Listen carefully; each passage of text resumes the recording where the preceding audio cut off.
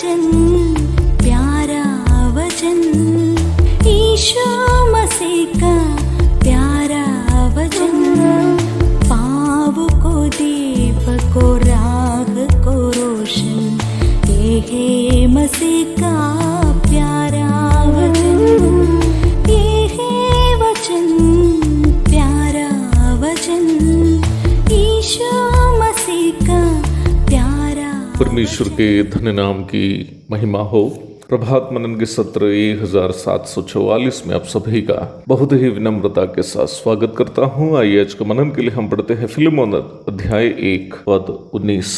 मैं पौलुस अपने हाथ से लिखता हूँ कि मैं आप भर दूंगा, और इसके कहने की कुछ आवश्यकता नहीं कि मेरा कर्ज जो तुझ पर है वह तू ही है। परमेश्वर के वचन बहुत ही स्पष्ट रूप में ये बात सिखाता है कि जो सुसमाचार सुनाते हैं, अर्थात जो लोग प्रभु से बुलाहट प्राप्त करके पूर्ण समय सुसमाचार प्रचार की सेवा में लगे हुए हैं, उनकी जीविका सुसमाचार से होना चाहिए। ये प्रभु स्वयं कहा हुआ एक प्रस्ताव के रूप में प्रेरित पौलुस हमें सिखाता है। कुरिन्थ की कलीसिया पौलुस की मेहनत का परिणाम था।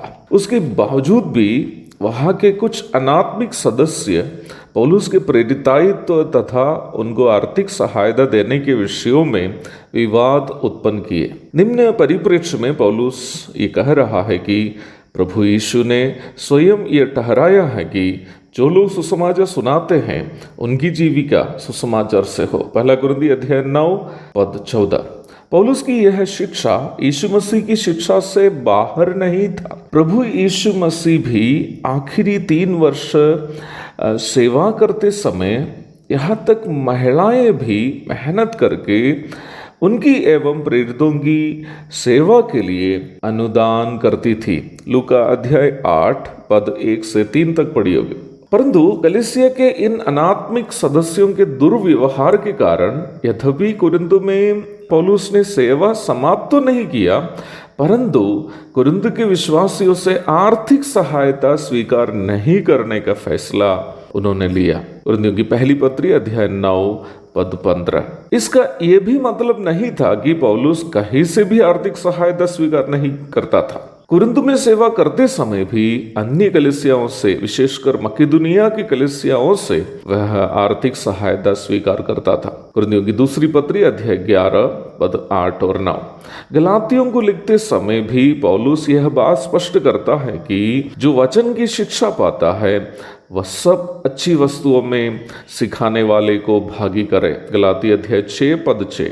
मैं इन बातों को यह समझाने के लिए आपसे कह रहा था कि फिलेमोन पौलुस की आत्मिक संतान होने के कारण पौलुस की मदद करने का स्वाभाविक दायित्व रखता है। फिलेमोन का ये स्वाभाविक दायित्व है कि वो पौलुस की मदद करे, क्योंकि फिलेमोन पौलुस की आत्मिक संतान है। 19वीं पद के आखिरी भाग में पौलुस यही सच्चाई फिलेमोन को याद दिला रहा है। परंतु पौलुस का स्वभाव यह था कि जो उनका स्वाभाविक हक की बात है वो किसी से मांगता नहीं था। मांग कर मदद स्वीकार करने का स्वभाव पौलुस को नहीं था। पहला कुरिन्थी अध्याय 9 के शुरुआत के आयतों में पौलुस यही सच्चाई कुरिन्थियों से कह रहा है। इधर फिलेमोन के साथ भी वह ऐसा ही कर रहा है। ओनेसिमुस का खर्च को स्वयं भुगतान करने के लिए पौलुस तैयार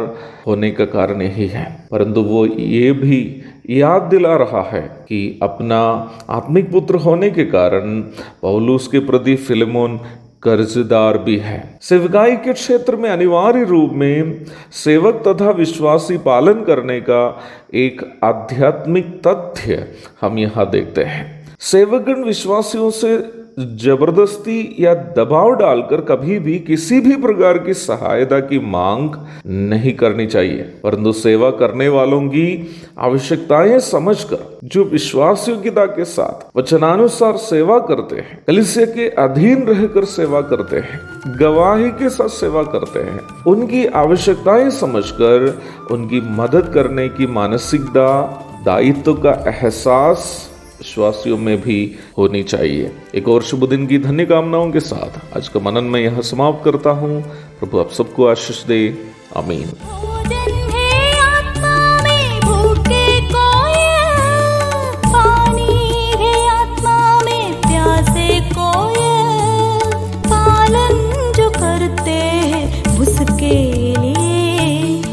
आशीष पाने का साधन है यह।